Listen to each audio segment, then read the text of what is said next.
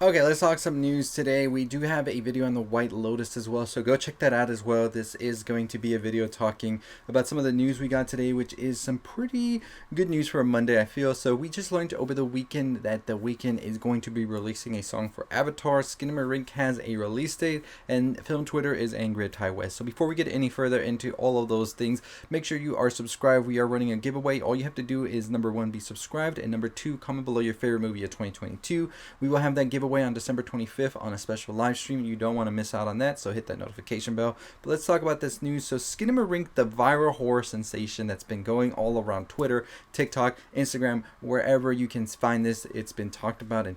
This premiered at Fantasia Fest earlier this year, and many people were excited to hear that it is a terrifying film and considered one of the scariest movies of all time. So we've been on here talking on YouTube for movies for a bit, and we know that there is always that one movie that gets this viral sensation going, and whether or not it hits the mark, it is definitely good marketing at the end of the day.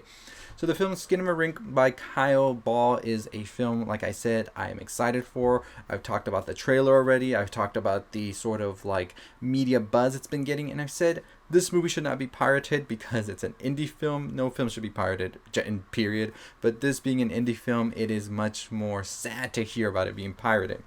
But we do have some good news for it, because it says that they have heard that Shudder will be actually streaming this movie in 2023, and it's also going to get a theatrical run, which is great. I'm excited for it because IFC Midnight starting January 13 will be having a theatrical run for Skinamarink. So I definitely want to check this out in a theater. Hopefully it is a packed theater, because it definitely adds to a horror movie, especially when you have a theater with a lot of audiences members going in different directions with it, because you have the people that get really scared, the ones that don't, the ones that laugh, and all of that. And it's just a good mix of having these reactions. So we'll see once we get closer to a release date if it'll be playing anywhere around me, and if it does, we'll for sure be checking it out.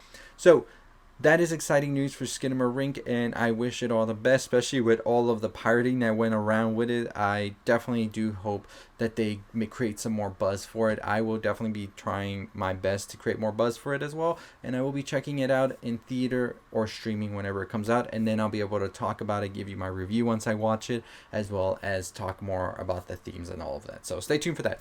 But let's talk about Ty West, who set film Twitter ablaze when he released his top 10 films, and this was since Sight and Sound. I feel like this whole thing with discourse with movies and everything has just gotten more and more toxic, with people having this elitist mindset, as well as people also feeling that this whole list is kind of stupid and elitist at the same time. So it's been crazy, and my thing with it all is, what movies you like, you like. There is no good, there is no bad. It is just your favorite movies, and that is all there is. Now, I do have a thing when it comes to talking about important movies. That is a whole different thing, because I myself think 2001 Space Odyssey is an important film when it comes to special effects and everything that it did for film.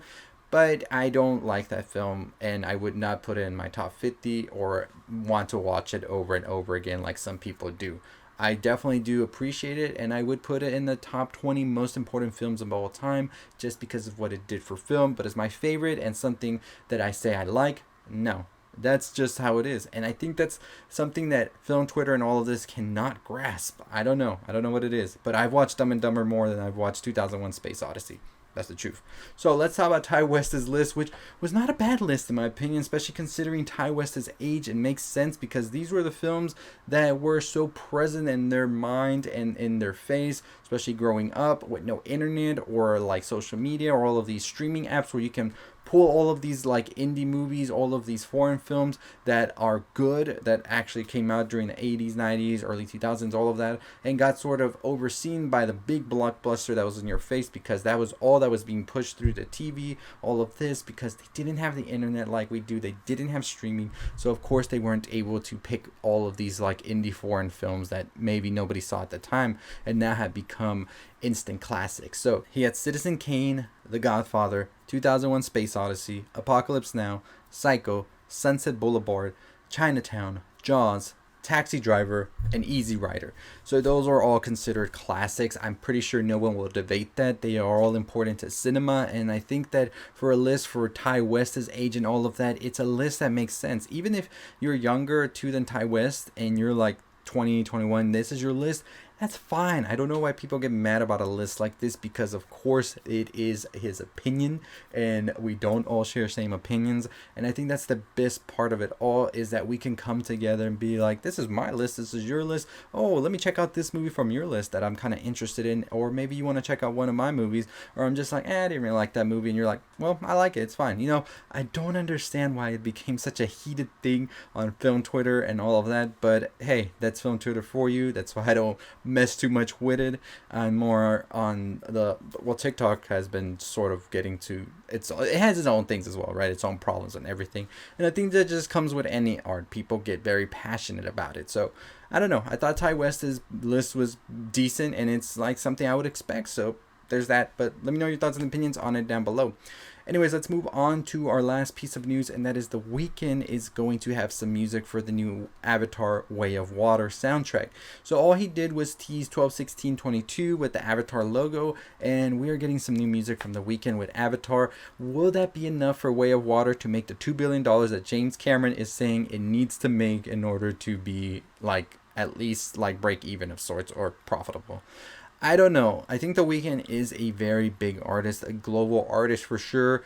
I think Avatar Way of Water, I'm not too entirely like 100% it's going to make the money that they're thinking it is. I think if it came out like 7 years ago, maybe there was a chance, but I feel like people are sort of drained at this point with how many blockbusters come out that are so in high caliber. And just, I don't know, when Avatar 1 came out, it was a whole different landscape in cinema. People were really going to go to these experiences, and Avatar Way of Water was providing that experience with the 3D and all of that. And I think technology has caught up so much that everything feels very like new, but it feels all the same at the same time. So I don't know if audiences are really out there saying, oh, the blue 3D people are back, I want to go see this. Because for the most part, as someone who hasn't watched the first Avatar, I am planning on watching it before this one releases.